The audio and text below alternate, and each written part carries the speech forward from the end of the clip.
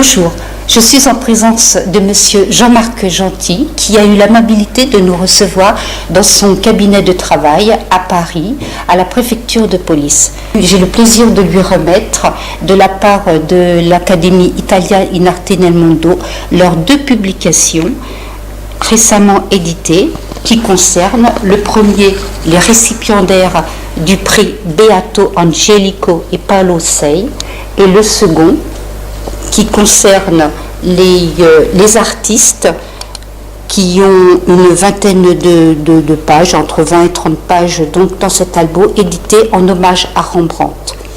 Monsieur Gentil, je vais vous laisser la parole afin que vous puissiez présenter et dire à nos amis italiens et artistes vos attributions à la préfecture de police et dans le domaine culturel. Potrei spiegarlo in italiano, ma lo faccio in francese, preferisco. Bello, bellissimo. Alors, buongiorno all'Accademia. Buongiorno. Merci infiniment d'abord pour ces 2 très très beaux ouvrages que je vais compulser avec un immense plaisir. Je remarque tout de suite qu'il s'agit de, ne serait-ce que sur les couvertures, d'une qualité d'image absolument extraordinaire qui rend parfaitement hommage à la qualité des peintures qui y sont illustrées. Donc merci infiniment. Alors Maria Torelli, nous nous connaissons déjà depuis assez longtemps, puisque vous êtes une des artistes qui expose au sein de l'association artistique de la préfecture de police, sur laquelle j'exerce en quelque sorte une tutelle. D'une certaine manière, et nous accueillons avec plaisir beaucoup d'artistes qui ne sont pas policiers mais qui sont des amis des policiers, et c'est une des fonctions qui sont les miennes, puisque moi je suis le conseiller du préfet de police en charge des questions de représentation officielle, notamment pour tout ce qui sont toutes les grandes cérémonies officielles qui se déroulent à Paris. Mes attributions auprès du préfet de police, c'est d'être son conseiller notamment pour la représentation officielle lors de toutes les grandes cérémonies mémorielles ou autres qui se déroulent à Paris ou auprès du corps diplomatique, mais évidemment, prenant la suite de mon prestigieux prédécesseur, qui était le préfet poète Louis Amade, largement connu dans le monde pour les chansons de Gilbert Bécaud, je m'occupe beaucoup de tout ce qui est artistique à la préfecture de police, dont l'association artistique dont vous êtes membre. Et mon service comporte aussi, ce qui est extrêmement rare, toutes les archives de la préfecture de police, qui est autonome sur le plan archivistique, comme le ministère de la Défense ou le ministère des Affaires étrangères, sommes dispensés du versement de nos archives aux archives nationales.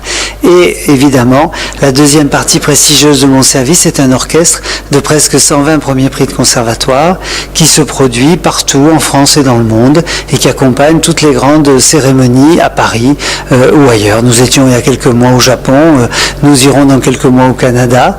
J'espère qu'un jour on sera peut-être invité en Italie, mais nous avions reçu par contre i Carabinieri di Rome, voilà, la préfecture de police de Rome et sa formation musicale il y a quelques années, une dizaine d'années, on les avait reçus avec grand plaisir, les Carabiniers de Rome. Voilà. Et donc vous êtes en charge de la mémoire aussi, de la conservation de la mémoire. À travers les archives, bien entendu. Les archives de la préfecture de police sont extrêmement prestigieuses, puisque les plus anciennes pièces remontent au XIIe siècle. La préfecture de police est l'héritière de la lieutenant générale de police, qui elle-même est l'héritière de la prévôté de Paris. Donc son histoire a commencé en 1032. C'est l'une des institutions les plus anciennes en France. Elle porte le nom préfecture de police depuis 1800, c'est-à-dire depuis un peu plus de 2 siècles, mais elle est dans la continuité des institutions qui l'ont précédée. Et donc de ce fait, elle a eu un rôle qui était non seulement un rôle policier, mais aussi un rôle politique extrêmement important qu'elle a encore aujourd'hui. Le préfet de police, c'est le 20e personnage de l'État en France, et la préfecture de police a des archives qui traduisent l'importance de son rôle policier et politique à travers l'histoire. Pas plus tard qu'hier, j'ai enregistré une émission sur le premier lieutenant général de police qui a dirigé la lieutenant générale de police de 1767 à 1797, et il a été notamment très impliqué dans la très célèbre affaire des poisons qui a concerné Louis XIV et qui a été une affaire absolument considérable, à la fois une affaire historique et politique. C'est le type de dossier que nous avons. Et puis nous avons toutes les archives du 19e siècle, toutes les archives de la Révolution française auparavant, tous les mouvements politiques des 19e et 20e siècles, les deux grandes guerres, l'occupation, la libération, mai 68, la guerre d'Algérie. Nous avons des archives absolument extraordinaires et je reçois, ainsi que mes collaborateurs, entre 3000 et 3500 chercheurs du monde entier chaque année. Voilà, donc c'est peut-être la destination de ces publications. Alors oui, et en tout cas ils figureront dans nos archives et dans notre bibliothèque, puisque nous avons aussi une bibliothèque de 25 000 ouvrages. Ça va faire très plaisir aux artistes. Voilà, donc voilà.